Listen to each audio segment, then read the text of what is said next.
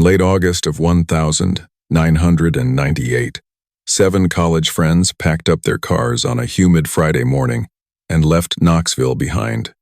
They were young, barely out of their teens, with a shared craving for one last adventure before the fall semester began. There was no reason to believe it would be anything more than another carefree weekend hiking, campfires, maybe a few drinks under the stars. They were the kind of friends who recorded everything. One of them, Tyler Hayes, brought along his father's Sony Hi-8 camcorder, a chunky silver thing that captured their laughter in the parking lot, their goodbyes to the city skyline, and the winding drive into Cherokee National Forest. The group was made up of 3 young men and 4 women.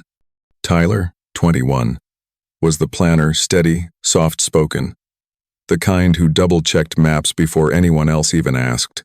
His best friend, Drew Callahan, 22, was the opposite, impulsive, confident, always behind the wheel. Drew's girlfriend, Katie, Monroe, sat beside him, leaning out the passenger window, her auburn hair whipping in the wind as she filmed the caravan of cars following them. Behind them, Emily Ward, a journalism major known for her quiet curiosity, drove a small green Saturn. Her roommate, Brianna, rode shotgun, bright, funny, full of commentary that filled the tape with laughter. In the last car were 2 others, Jordan McCoy, the group's outdoors expert, tall and patient, and his girlfriend, Lila Parsons, who'd never been camping before but agreed to go because Jordan loved it. That afternoon, the footage showed them stopping at a gas station near Tellico Plains. They bought cheap snacks, ice, and a paper map back when cell service in the mountains barely existed. The camera caught their easy banter, Drew pretending to be a TV host, interviewing the others about their great Appalachian expedition. Everyone laughed. Even watching it decades later, it feels ordinary, the kind of moment that could belong to anyone, the calm before something you never see coming. Their plan was simple: take a Forest Service road to an old fire lookout tower that Jordan had read about on an online hiking forum. It wasn't marked on any official trail maps but was rumored to still stand on a ridge called Black Hollow. Jordan thought it would be cool footage for the trip, something rustic, cinematic. The tape shows them arriving at a gravel pull-off late that afternoon. Behind the cars, the forest looked endless. Green shadows, whispering wind, and a faint smell of rain. They filmed as they unloaded their gear, sleeping bags, a small cooler, and a couple of tents. You can hear Katie asking if this was really the right spot. Jordan laughs and says, "Yeah, trailhead's right up there," pointing toward what looks more like an animal path than an official trail. The rest followed, joking that he was going to get them lost. By sunset, the group was about 3 miles deep, following the faint trail through thick underbrush.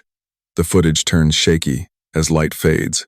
Lila can be heard saying she feels like they've been walking in circles. Tyler checks his compass, frowning, then says something about the reading being off, maybe interference. They keep going. The next clip on the tape is from that night.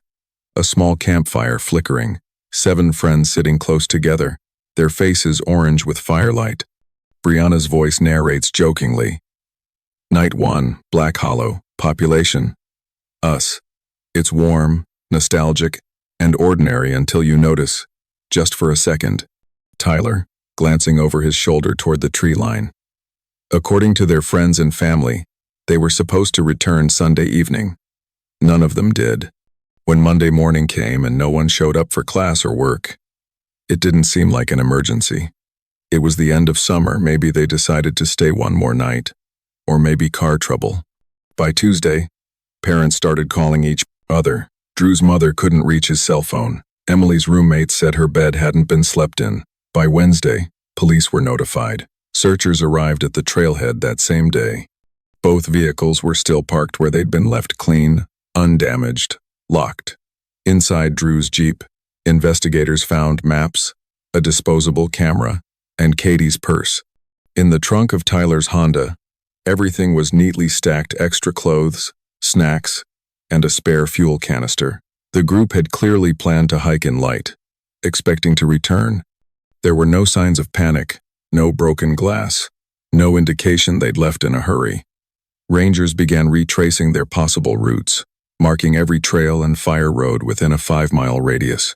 The forest in that part of Cherokee is vast dense canopies, uneven ridgelines, and narrow valleys where sound disappears. It's easy to get turned around. Even with GPS, modern hikers get lost there today. But in 1998, the terrain swallowed clues quickly. Search teams reported seeing faint traces of human movement, a piece of fabric snagged on a branch, what looked like boot prints near a creek bed. But rain came hard that weekend, washing away most evidence. Within 48 hours, even the scent dogs lost track. Family members waited at the ranger station. Parents slept in their cars. Volunteers combed through undergrowth with sticks and flashlights. At one point, a tracker thought he heard a woman's voice echoing across the ridge, but when they called out, there was nothing. Over the following week, the search expanded outward. Helicopters flew overhead, scanning for campfires or reflective material. Nothing. The official report later described it as an immediate and total disappearance. The only item recovered in those early days came from a hiker 2 weeks later, a single, mud-caked hiking boot found near a creek roughly 4 miles from the cars. Investigators compared it to photos from a tape and confirmed it belonged to Lila Parsons. It offered little explanation, only dread. By then, rumors had started circulating among locals that the area near the old fire lookout had long been closed, that something had happened there years earlier, though no one could say what. One ranger quietly told reporters the trail they likely followed didn't appear on any of their updated maps, as if it had been deliberately erased. Weeks passed. The official search wound down. Families refused to give up. Tyler's father printed missing posters. Emily's brother drove out every weekend with his own flashlight, walking until exhaustion forced him back. And then, almost 3 months after the group vanished, a park maintenance worker cleaning debris near a drainage culvert noticed something wedged between 2 rocks, a cracked, mud-covered Sony Hi8 camcorder. Its battery was long dead, the casing scratched, the lens shattered. But inside, miraculously, the tape was still there. No one could have guessed at that moment what it contained.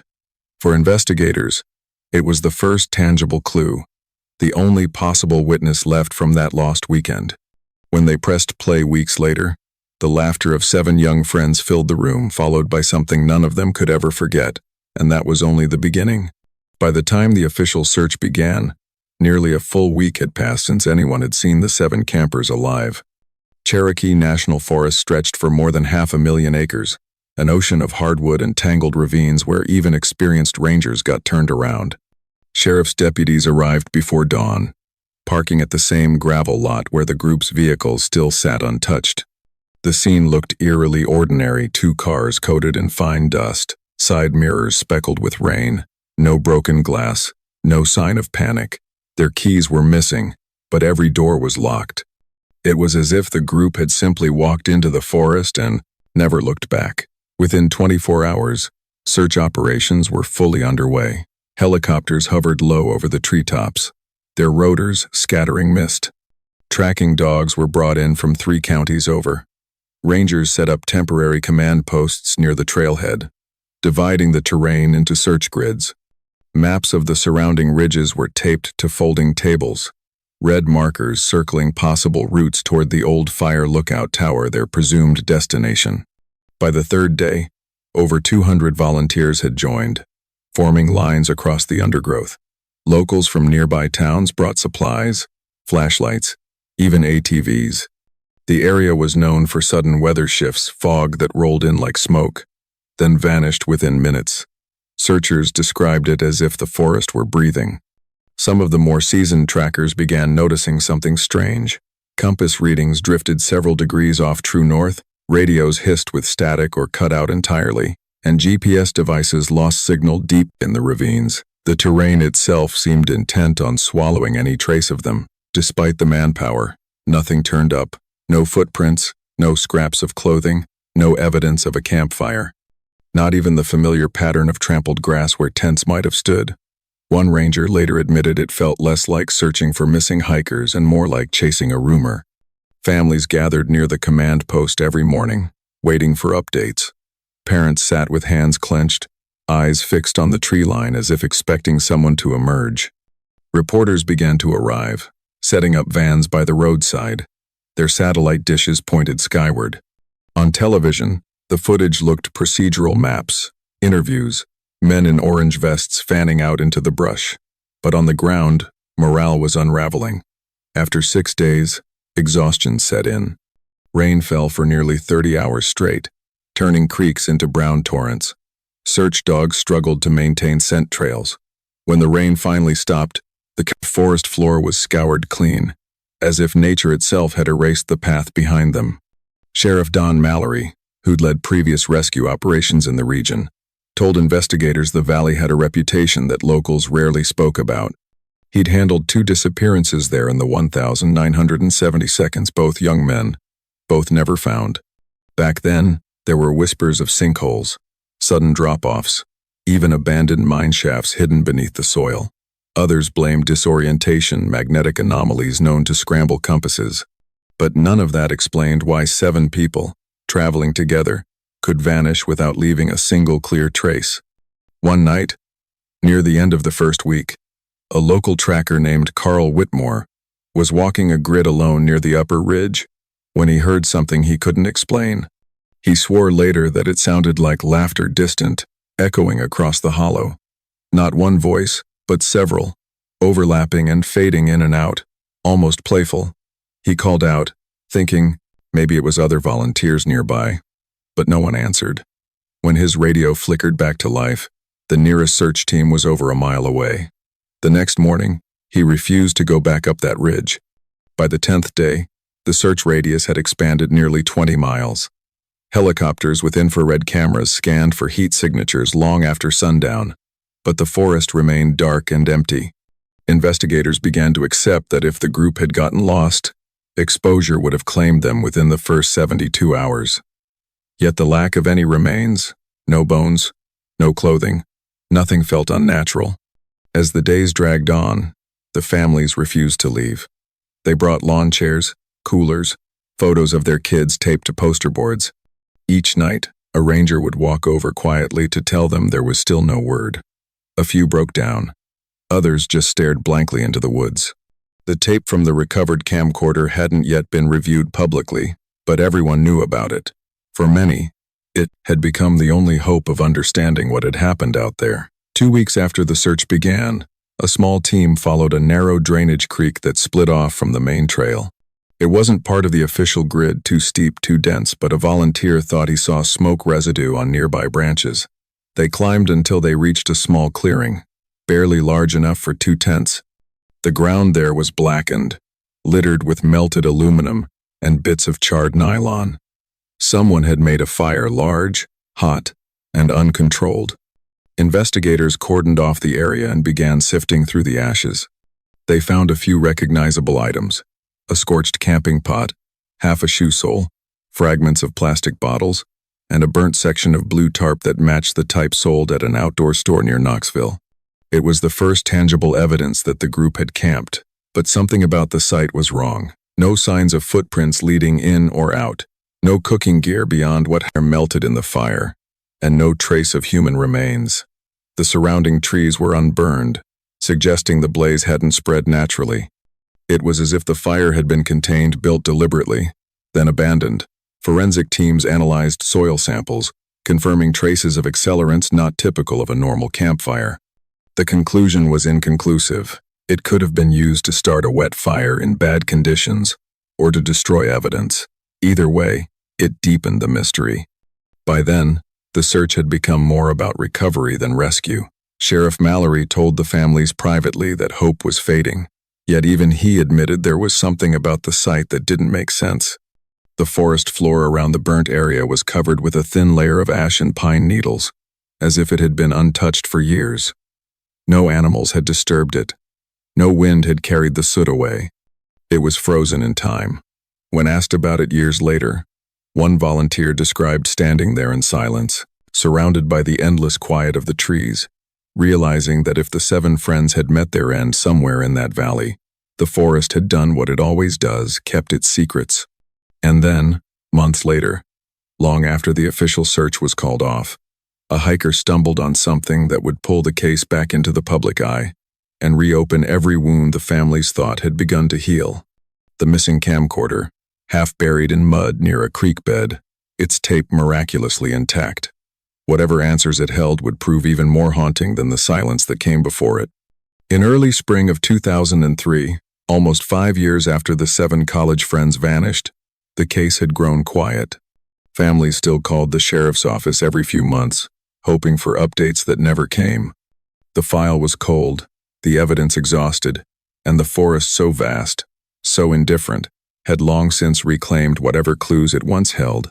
Then, one April morning, a lone hiker named Chris Delaney was following a narrow, seldom-used trail along a creek in the lower Cherokee foothills when something caught his eye. Half buried in silt near a bend in the bank was a shape that didn't belong there, metallic, rectangular, and glinting faintly beneath the surface. He knelt down and pulled it free. It was a video camera. The casing was cracked, one side dented as if it had been dropped from a height. The strap was coated in mud, the lens shattered, and the battery compartment corroded. But inside, lodged securely in its chamber, was a high-8 tape intact, its label still legible, AUG 98 trip. Delaney, unaware of its significance, brought it to the ranger station. Within 24 hours, the sheriff's office realized what it was. The serial number matched the missing group's camcorder. News spread quickly. For families who had spent years living in the shadow of uncertainty, it was the first tangible artifact since the day their children disappeared. The tape was sent to the Tennessee Bureau of Investigation for processing. Technicians dried and cleaned it, then transferred the footage to digital format, frame by frame. When investigators finally watched the recovered footage, it began innocently enough, ordinary, even comforting. The group laughing as they loaded gear, crossing a creek barefoot, arguing playfully about who forgot to pack the lighter. For nearly 30 minutes, it was just 7 young people enjoying the last days of summer. But then, near the end, the tone changed. The final 15 minutes of footage were different. The handheld camera shook violently, its focus erratic. The screen went black several times as though the lens cap had been brushed or covered. When the image returned, it showed the beam of a flashlight darting through trees. Heavy breathing filled the audio. Someone whispered, "Hold on, stop, stop." There was a faint metallic clanging in the background, rhythmic and distant, like chains striking hollow metal. Then, a single sentence, barely audible over the static. "Someone's out there." The next moments were chaos. The frame jolted as if the person holding the camera had started to run. Leaves and branches blurred past. A voice cried out, female. Panicked, but the words were indecipherable. The footage cut again, returning briefly to a wide, unsteady shot of the forest. In the distance, the outline of the old lookout tower appeared through the trees. Its base was dark. The door at the bottom hung open. Then, the tape ended. For weeks, analysts replayed those final seconds, slowing them down, enhancing the audio. The footage was grainy, the light low, but they managed to stabilize several frames. In one of them, 3 seconds before the blackout, they noticed something no one had seen at first. A faint shape between 2 trees, just left of the flashlight beam. It wasn't one of the campers. The silhouette was too tall, the posture wrong, motionless, facing directly toward the camera. The discovery ignited public fascination and renewed the investigation. Federal agents were brought in to verify authenticity. They confirmed the footage was genuine, unedited, and consistent with a late 1,990 seconds, high-8 recording. Weathering on the casing matched years of exposure to the elements, suggesting the camera had indeed lain there undisturbed since the group vanished. Audio specialists spent months enhancing the sound. Using noise reduction and spectral filtering, they uncovered faint background layers previously lost under static. Alongside the metallic clanging was something else, soft crying, distinctly female, recurring at intervals. It was impossible to tell if it came from someone in the group or something farther away. One analyst swore he could hear words beneath the crying, a whisper repeating, but never clear enough to transcribe. For law enforcement, the tape presented more questions than answers. Skeptics suggested it could have been staged students filming a and horror short that went wrong. But the physical evidence contradicted that theory. The gear found at the burnt campsite matched what appeared on the footage, down to the same brand of tent poles and cooking pots. Moreover, the direction of sunlight and vegetation confirmed the time frame was accurate for late August. It wasn't performance. It was documentation. Investigators tried to retrace the group's path using timestamps embedded in the video's metadata. The terrain visible in the footage matched an area 5 miles east of the original search zone, just beyond where official teams had stopped in 1998 due to steep elevation and lack of access roads. The assumption now was that the group had strayed farther than anyone believed, possibly in search of the tower that appeared in the final shot. When families were shown excerpts of the recovered footage, reactions were divided between grief and disbelief. Some couldn't bear to watch past the laughter, freezing the frame where their loved ones still smiled at the camera. Others fixated on the final seconds, convinced that if someone studied it long enough, the silhouette would reveal something, anything, to explain what happened. By late 2003, the tape was entered as Exhibit 47 inches, the reopened case file. Forensic analysts released their findings in a report that ran nearly 90 pages. The official conclusion described the footage as consistent with a spontaneous environmental emergency event or panic response in low visibility. Unofficially, agents admitted they didn't know what they were looking at. There was one final discovery, buried in the appendix of that report. When technicians enhanced the video frame by frame, they found a brief, half-second flicker too short to notice in real time immediately before the camera jerked downward. In that single frame, the light caught something reflective near the tower's base, like metal. Some thought it might be a piece of equipment, or an old sign. Others argued it looked more like an eye catching the beam. The footage ended there. Black screen. Silence. For years after, copies circulated quietly among investigators and documentary filmmakers, each trying to make sense of what was captured that night. Some swore the tape was cursed, that those who watched it alone claimed to hear the same faint crying when the room went still. But for the families, the only thing that mattered was what it proved: that their children had made it farther than anyone thought, that they had seen the tower, that their final moments, however terrifying, were real. And yet, even with all the analysis, the official investigation stalled once again. The forest remained unchanged, the tower still standing somewhere deep in the hollow, its base open, its door forever swinging in the wind. 5 years after the tape surfaced, investigators would return to that location one last time.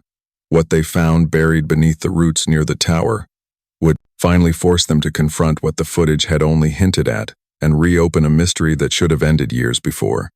By early 2004, nearly a year after the discovery of the lost Hi-8 tape, investigators decided to revisit the forest. Technology had advanced since the original search, and the newly digitized footage had provided them with coordinates close enough to narrow down the area. The goal was simple: find the old lookout tower.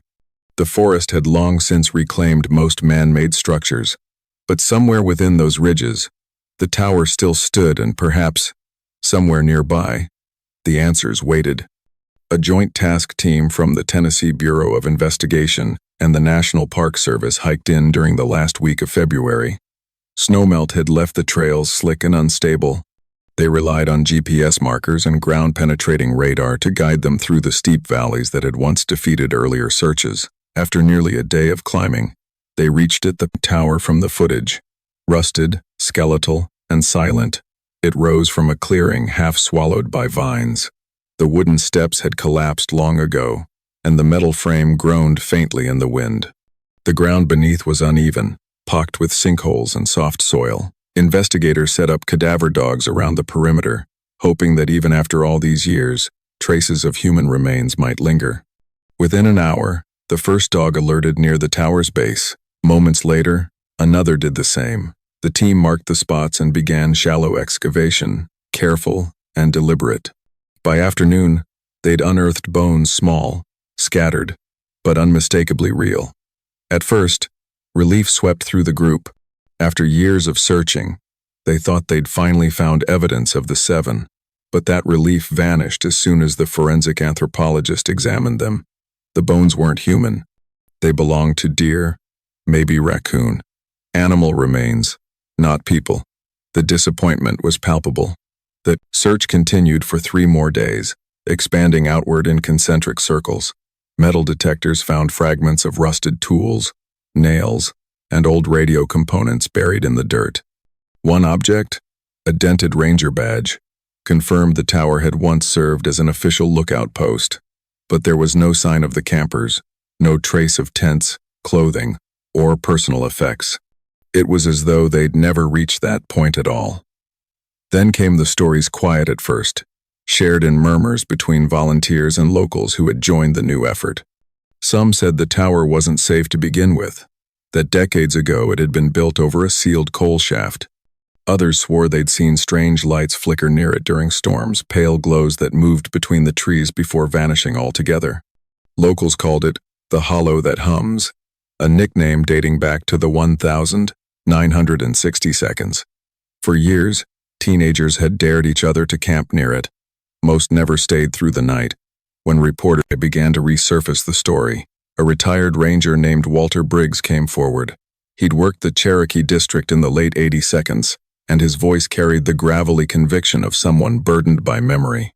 He told investigators that the tower had officially been decommissioned in 1989, not because of structural decay, as the paperwork claimed, but because of unexplained safety incidents. When pressed, he described 2 disappearances from that year, a surveyor and a young ranger trainee, both last seen within half a mile of the tower. Neither was found. The report was sealed, citing unstable ground conditions. Briggs said the phrase had always bothered him. It wasn't the ground that was unstable, he told one journalist. It was what people said they heard up there. The ranger's story reignited public interest. Television crews returned to the area, filming drone shots of the tower and airing interviews with the families of the 7 missing campers. Some family members refused to participate. They were tired of speculation. Others welcomed the renewed attention. For them, silence was worse than false hope. Tyler Hayes's father, Richard, became the most visible advocate. A former auto mechanic, he had turned his grief into obsession. Every August, on the anniversary of the group's disappearance, he hiked into Cherokee with a handheld GPS and a notebook. Locals got used to seeing him on the trails, walking alone, retracing the routes they believed the group might have taken. He carried with him photocopies of the last frames from the recovered tape, one showing the tower, the other the faint silhouette between the trees. Each year, he said he noticed something new, something he'd missed before. It was a ritual that gave his loss a rhythm. "If I stop looking," he told a local paper, "then it's like they never existed." Around that same time, federal analysts decided to revisit the high 8 footage with more advanced forensic tools. Technology had evolved dramatically in the decade since the original analysis, allowing for better audio separation and spectral cleaning. When they ran the final 15 minutes of the tape through modern software, they found something that no one had caught before: a faint, distorted voice layered beneath the chaos. It was deep, mechanical, and low, like it had been recorded from far away. Only 2 words were clear: go back. The discovery split the investigation in 2 directions. Skeptics argued it was an audio artifact, a feedback loop caused by the microphone picking up internal interference. But others, including several audio specialists, disagreed. They pointed out that the voice's frequency range didn't match the recorder's internal hum, suggesting it came from an external source. When investigators compared the timestamp, the phrase coincided precisely with the moment the group's flashlight jerked toward the trees right before the figure appeared in the distance. The revelation made national headlines. Overnight, the case transformed from an old regional tragedy into a modern mystery. News outlets replayed the enhanced clip on television, looping the distorted voice over and over. Online forums erupted with theories, everything from local legends to government cover-ups. Families of the missing were both grateful and horrified. For some, it was the first time they'd heard the tape in full. One mother described it as like hearing them die all over again. In the weeks that followed, Cherokee National Forest became a site of pilgrimage for thrill seekers and amateur investigators. People brought cameras, EMF meters, and night vision gear, hoping to capture something unseen. Locals resented it. Searchers had once combed these woods for answers, but now it had turned into spectacle. The sheriff at the time released a statement pleading with the public to stay out, warning that the terrain was unstable and dangerous, especially around the tower. Still, people came. By the end of that year, official investigators had little new to show. The tower was fenced off and declared structurally unsafe. Excavation at its base had yielded nothing beyond the same old relics and animal remains. But for those who had been there, the rangers, the volunteers, even the journalists, the memory lingered. Everyone described the same feeling, an oppressive silence that fell the moment they stepped into the clearing. No birds, no wind, no echo, just stillness. Heavy and absolute. When the reanalysis report was released, it ended with a single paragraph that stood out among the technical jargon. It read, "The voice anomaly captured on tape segment 3B cannot be conclusively attributed to environmental interference. Contextual analysis indicates a possible external origin consistent with human vocalization." That line, buried on page 42, changed everything. It meant that someone or something had been near the group that night. And as the families learned what had been captured on the tape, one question began to dominate every conversation. If the voice said go back, what exactly were they walking toward?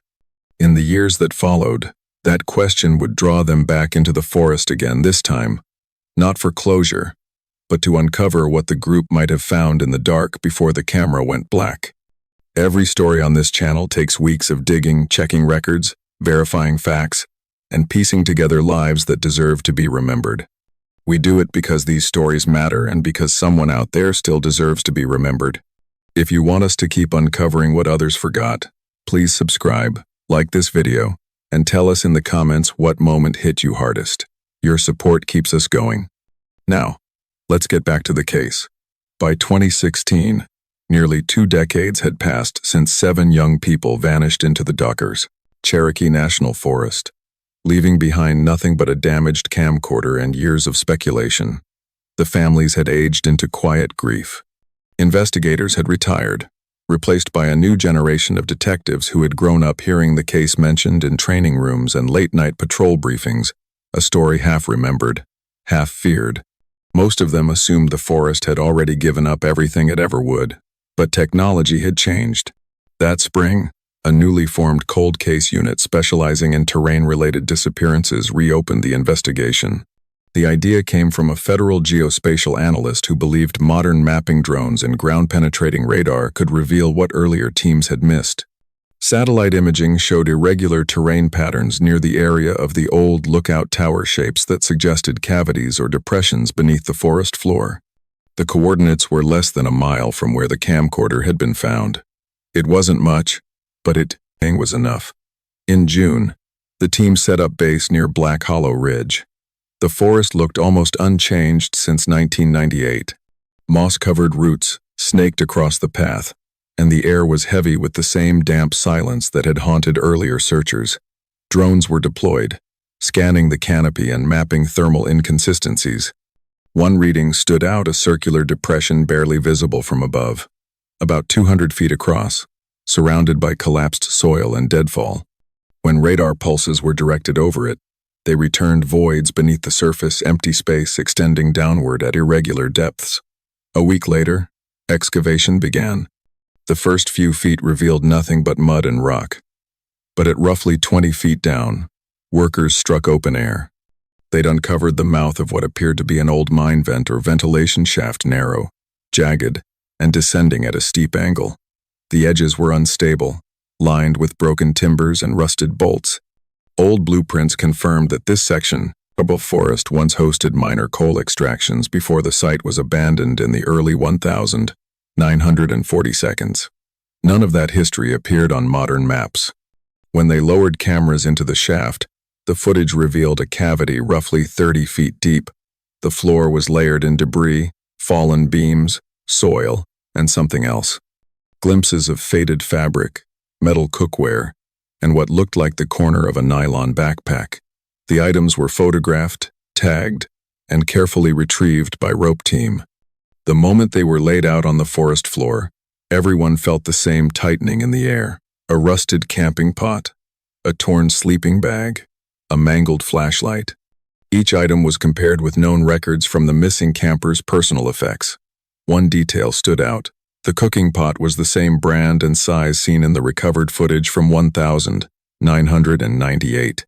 Even after years of corrosion, the manufacturer's imprint still faintly matched. Forensic testing followed. The fabric fragments were sent to a federal lab, where technicians conducted mitochondrial DNA analysis. Weeks later, the results came back. 2 positive identifications, Tyler Hayes and Katie Monroe. Both had been confirmed from degraded tissue traces found in remnants of the sleeping bag lining. The others showed no match. The news hit hard. For the families, it was the first definitive evidence that their children had reached the tower area and possibly perished there. But the discovery raised more questions than it answered. If the group had fallen into the shaft accidentally, why were only 2 accounted for? Why no skeletal remains from the others? And why did the condition of the artifacts suggest they'd been carefully placed rather than scattered by a fall? Forensic anthropologists noted an unsettling detail. The sleeping bag and fabric fragments showed no tearing or blunt force damage consistent with a drop from height. The soil layering suggested the items had been deposited over time, not all at once. The position of the cookware and flashlight indicated deliberate arrangement as if set down rather than thrown. FBI analysts took over the case, running 3D reconstructions of the shaft. The entryway sloped downward for 12 feet before collapsing into a vertical pit, too unstable to support more than a few minutes of exposure. If the campers had stumbled upon it at night, visibility would have been minimal. It was conceivable that 2 might have fallen accidentally, perhaps Tyler and Katie, while the others fled or attempted to find help.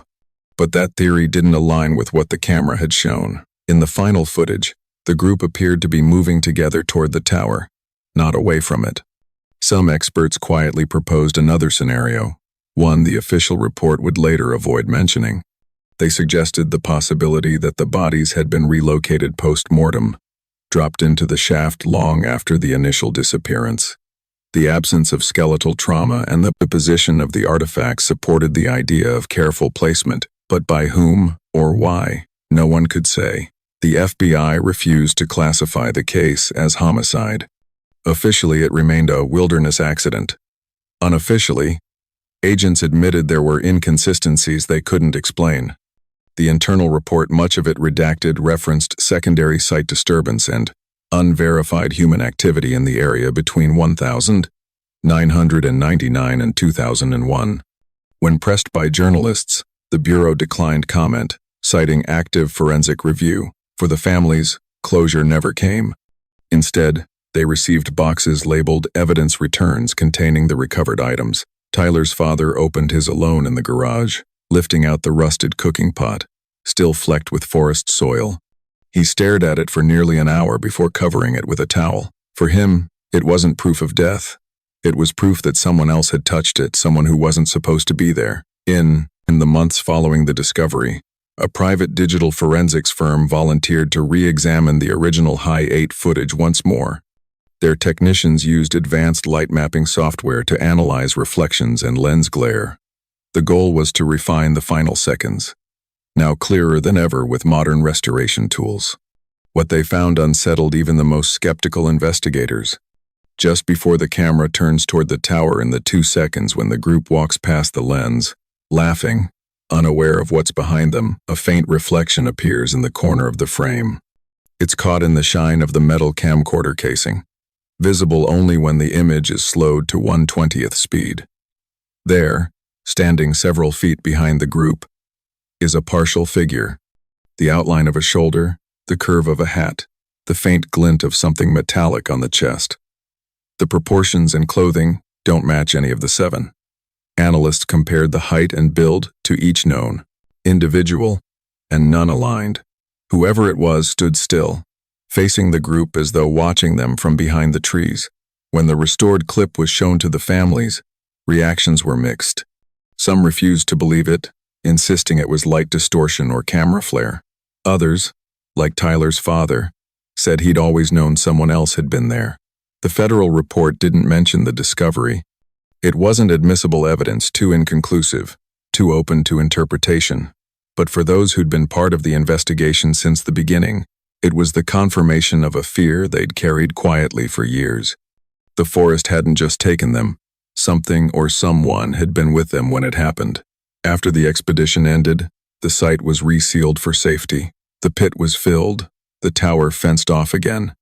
Officially, the case was closed pending further evidence. But among those who had descended into that hollow in 2016, few ever returned willingly. Every one of them described the same sensation, a heaviness that pressed against the air, as if the forest itself remembered. They said it wasn't just the silence that lingered.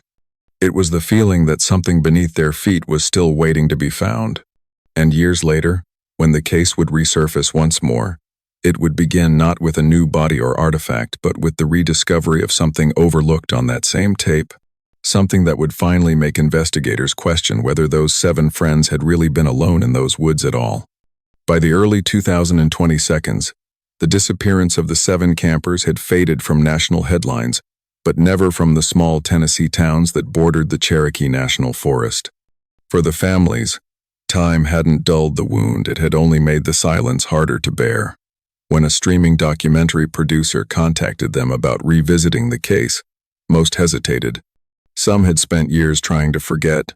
Others still hoped that new eyes might find something everyone else had missed. After all, the recovered high-8 footage, long locked away in evidence storage, had never been publicly shown in its entirety. The documentary, titled The Lost Weekend: What the Forest Hid, premiered in late 2022. It reconstructed the timeline of the campers' final days and featured restored portions of the tape, newly stabilized and analyzed with modern imaging tools. For the first time, the public could see what investigators had glimpsed years earlier, the laughing group walking through the forest, unaware of the darkness, waiting just beyond the trees. Then came the blurred chaos of their last 15 minutes. The audience heard the faint metallic clanging, the frightened breathing, and the whisper, "Someone's out there." But it was the reflection, brief and easily overlooked, that held everyone's attention. During production, forensic analysts had revisited the footage frame by frame. Using advanced light mapping, they enhanced the reflection that appeared in the camcorder's casing just before the tape ended. The outline that had once seemed like a trick of light was now unmistakable. It wasn't random glare or camera distortion. It was the figure of a man standing several feet behind the group, facing them directly. His clothing was distinct: dark green jacket, khaki trousers, and what appeared to be a ranger-style campaign hat. Archival experts compared the silhouette to uniform styles from every era of the U.S. Forest Service. What they found was unnerving. The design didn't match modern rangers, but was consistent with uniforms issued in the early 1972s, specifically those worn by volunteer fire lookouts assigned to the Cherokee watchtowers. The last known ranger to serve at that same tower had disappeared in 1974. His name was Robert Clay. At the time, Clay's disappearance barely made the papers. He was listed as a missing person after failing to check in during a routine patrol. His cabin had been found in order. His logbook left open on the desk. No signs of struggle. No farewell note.